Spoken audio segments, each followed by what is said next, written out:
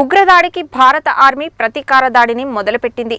Operation Sindoor పేరుతో పాకిస్తాన్ ఆక్రమిత కశ్మీర్లోని ఉగ్ర స్థావరాలపై క్షిపణుల వర్షం కురిపించింది.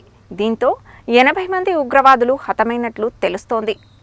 పాకిస్తాన్ ఆక్రమిత కశ్మీర్లోని ఉగ్రవాదుల స్థావరాలపై భారత దళాలు బుధవారం తెల్లవారుజామున 1:40 ప్రతీకార దాడులను మొదలుపెట్టాయి.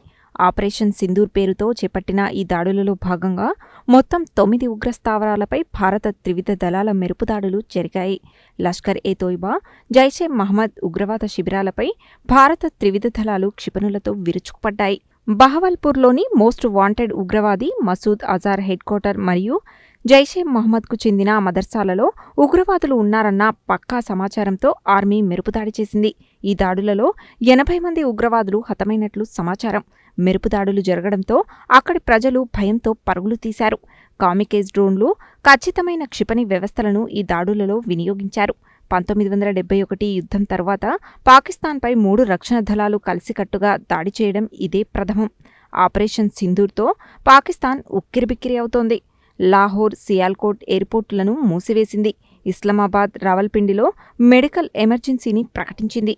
అక్కడి వైద్య సిబ్బందికి పాకిస్తాన్ అధికారులు సెలవులు రద్దు చేశారు.